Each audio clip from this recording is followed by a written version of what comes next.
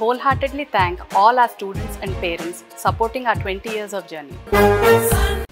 చూడు బాబు, రామనాథం గారి ఇల్లేనా? అవునండి. ఆయన ఇంట్లో ఉన్నారా? లేరండి, ఊరెళ్ళారు. ఎప్పుడు వస్తారు? సాయంకాలానికి కానీ రారండి. ఇంట్లో ఎవరున్నారు? వాళ్ళ అమ్మాయి గారు ఉన్నారండి. ఇంతకీ తమరెవరండి? తెలిసిన వాళ్ళని పాప.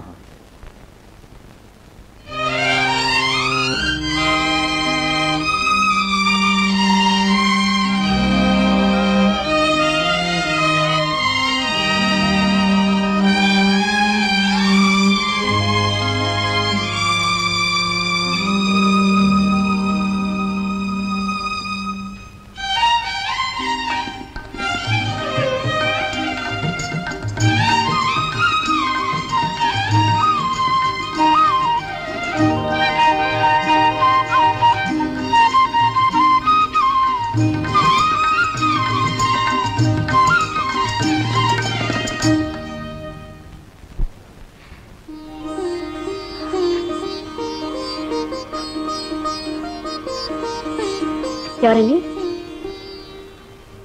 ఎవరు కావాలి? నువ్వు సుధవు కదూ? అవునండి. మీకెలా తెలుసు? ఆ పేరు పెట్టింది నేనేనమ్మా. మీరా? మీరెవరండి? మీ అమ్మ స్నేహితురాలమ్మా. అలాగా, లోపలికి రండి.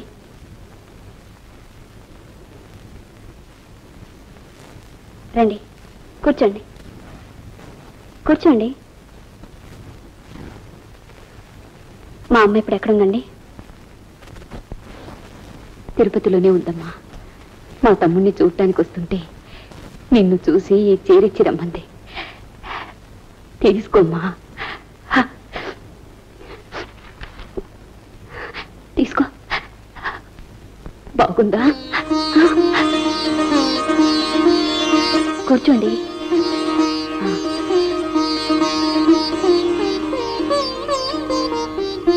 ఏమండి, మా అమ్మ ఇప్పుడు ఎలా ఉంది? బాగానే ఉందమ్మా. ఇన్నేళ్ళ నుంచి ఒకరోజు కూడా మా అమ్మకి నేను గుర్తు రాలేదా? ఎప్పుడో చిన్నప్పుడు చూశాను, నేనే మర్చిపోలేకపోతున్నాను. అలాంటిది పేగులు తెలుసుకు పుట్టిన బిడ్డని ఏ తల్లి మర్చిపోతుందమ్మా? మరి నన్ను చూడడానికి ఎందుకు రాలేదు? మీ నాన్నగారు రానివ్వరేమోనని.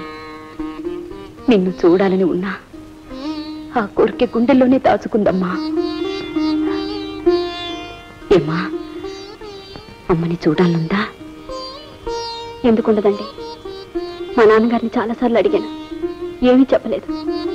నాయనమ్మని తాతయ్యని అడిగాను, దానికి బిడ్డక్కర్లేదు, మొగుడు అక్కర్లేదు, లేచిపోయిన దాని గొడవ నీకెందుకు అన్నారు.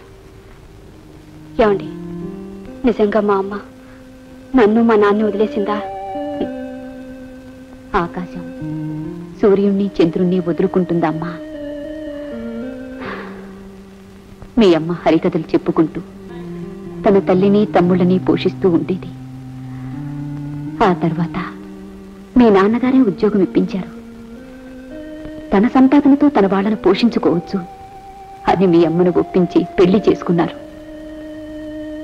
పెళ్ళైన తర్వాత పెద్ద తమ్ముడిని డాక్టర్ చదివిస్తానంది. వేయలేదన్నారు మీ నాన్నగారు. అతని భవిష్యత్తు నాశనం చేయడం ఇష్టం లేక ఎంబీబీఎస్లో చేర్పించింది. దాంతో ఆయనకు కోపం వచ్చింది. ట్రాన్స్ఫర్ చేయించుకున్నారు. వాళ్ళ బ్రతుకులు వాళ్ళు బ్రతుకుతారు, తనతో వచ్చేయమన్నారు. అప్పటికి ఆమె తల్లి హాస్పిటల్లో ఉంది. ఏ దిక్కు లేని తన వాళ్ళని అతంత్రంగా వదిలి వెళ్లడం ఇష్టం లేక మీ అమ్మ రాలేనంది. దాంతో మీ నాన్నగారు వదిలేశారు. అయితే నన్నెందుకు వదిలేసింది? వదిలేదమ్మా, మీ నాన్నగారే తీసుకువెళ్ళివ్వలేదు. ఆ తర్వాత ఎన్నో ఉత్తరాలు రాసింది, ఒక్కదానికి సమాధానం లేదు. దాంతో గుండె రాయి చేసుకుని ఎప్పటికైనా తన బిడ్డను చూడలేకపోతానా అన్న ఆశతో బ్రతుకుతోందమ్మా. వెళ్ళొస్తానమ్మా.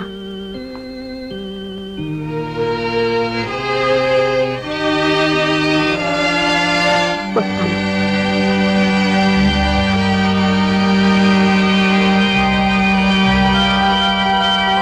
మీ అమ్మ హరికథలు చెప్పుకుంటూ తన తల్లిని తమ్ముడిని పోషిస్తూ ఉండేది.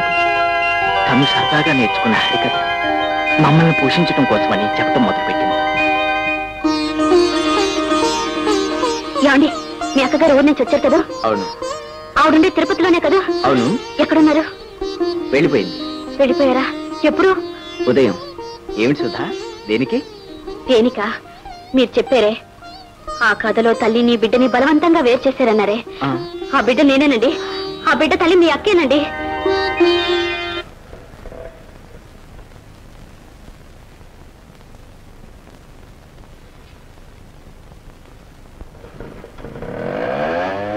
అక్కయ్య,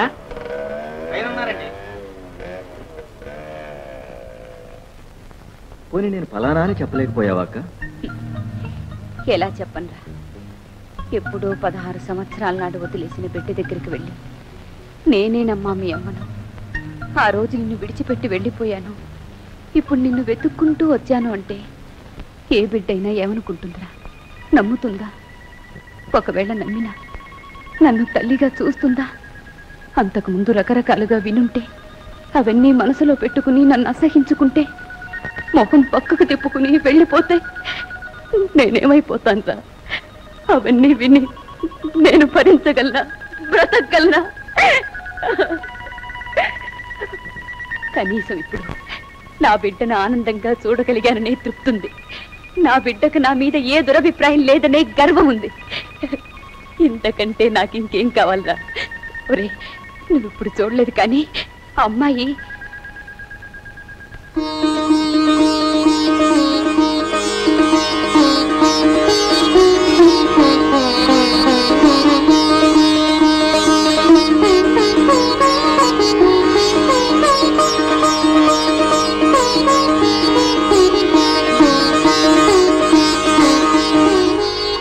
నువ్వెక్కడికి వెళ్ళావమ్మా?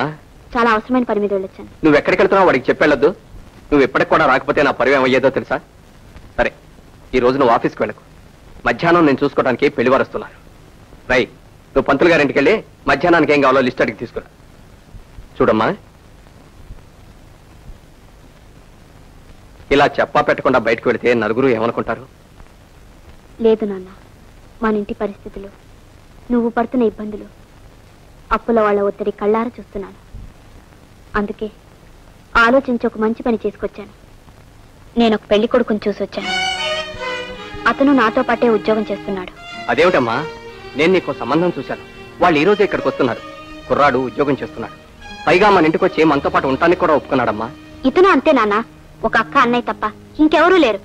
కానీ కట్నం లేకుండా పెళ్లి చేసుకుని తను మనతో పాటు మన ఇంట్లోనే ఉంటాడు. జీతం కూడా మనకే ఇస్తాడు.